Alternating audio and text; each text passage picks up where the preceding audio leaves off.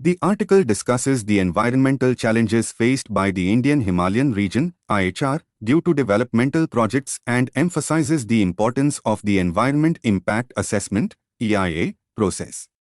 EIA, a tool defined by the United Nations Environment Programme, assesses the environmental, social, and economic impacts of projects before implementation, comparing alternatives and predicting environmental repercussions. Despite the IHR's vulnerability, the existing EIA process lacks differentiation for this region, leading to devastating consequences like floods and landslides. The absence of a national-level regulator, inadequate consideration of cumulative impacts, and a box-ticking approach further hinder the EIA effectiveness. The article suggests exploring strategic environmental assessment and adopting region-specific standards to address the IHR's unique needs. The article explores the evolving concept of risk in the context of artificial intelligence, AI. It highlights the shifting perceptions of AI risk, citing examples from films like Ex Machina, and emphasizes the importance of identifying short-term and long-term risks associated with AI technology.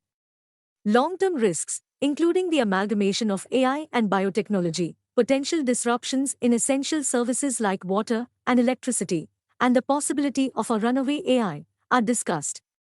The article points out the challenges in aligning AI with human values and advocates for a comprehensive, global approach to AI regulation. It also stresses the need for international collaboration in managing the dangers of military AI, underscoring the significance of establishing clear norms for AI deployment in warfare. The Congress Party's recent victory in Karnataka against the BJP has revitalized its prospects in Telangana, where it has become a significant contender. The ruling Bharat Rashtra Samiti (BRS) faces anti-incumbency challenges after a decade in power, with former allies distancing themselves due to the party's single-family-driven focus. The upcoming election is poised to be driven by competitive populism, focusing on welfare initiatives. The BJP's limited support base in Telangana might be exposed, highlighting the electorate's preference for developmental politics over religious polarization. While the Congress appears strong, the election's outcome will depend on campaign strategies and their impact on undecided voters. The Indian government's assurance to the Supreme Court regarding the appointment of Justice Siddharth Mridul as Chief Justice of the Manipur High Court has been welcomed. The delay in Justice Mridul's appointment was due to the state government's delay in giving its views, but the centre has now moved forward. However, the centre's selective treatment of the Collegium's recommendations, returning names and ignoring decisions, has created conflicts. The process needs streamlining, adhering to the Supreme Court's 2021 order, ensuring timely implementation of Collegium decisions, and upholding the binding nature of reiterated decisions on the government.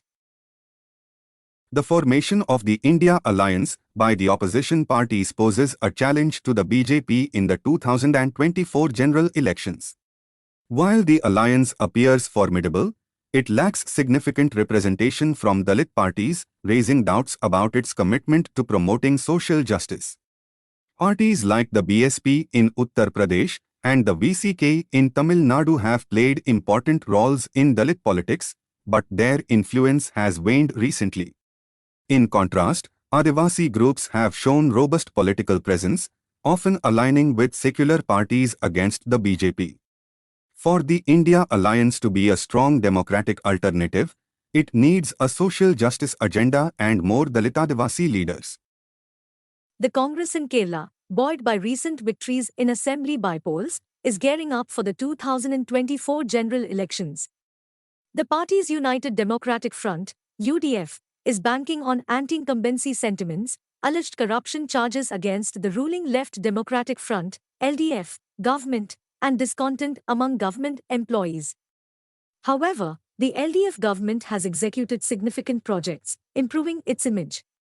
The CPI-M has successfully navigated sensitive issues, securing trust among religious communities. The Congress faces challenges due to infighting and a shifting Hindu voter base. The BJP, while a smaller player, could impact the Congress more than the CPI-M.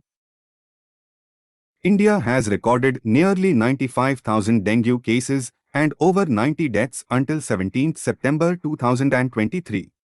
Unlike previous years, the cases are spread out across regions with no specific pattern.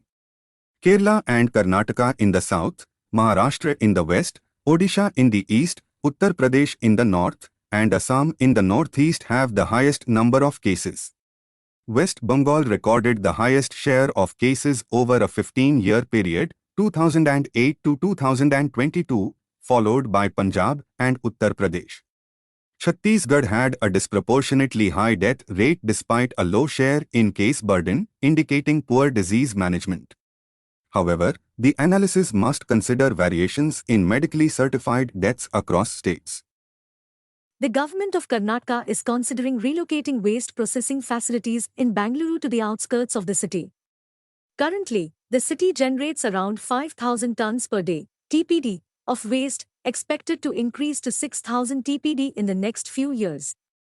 Existing facilities face operational challenges, leading to leachate and odor issues, causing opposition from locals.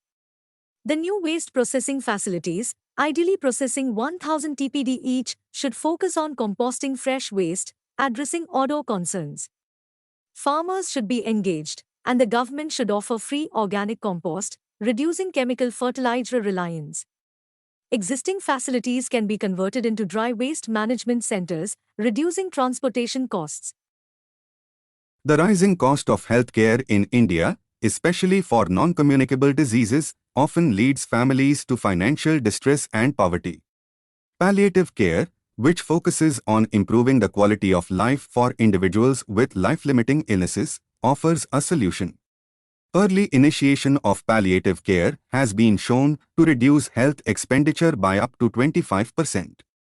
However, awareness about palliative care in India is low, and it is not covered under most insurance schemes.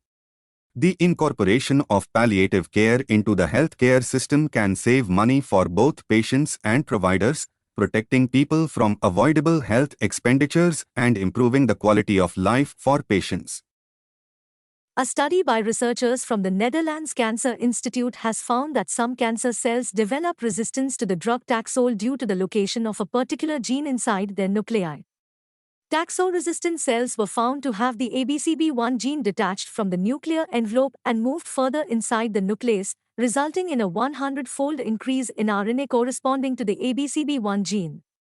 The study highlights the need for further research into how cancer cells express or silence genes, and it could help researchers develop new ways to ensure anti-cancer drugs remain effective.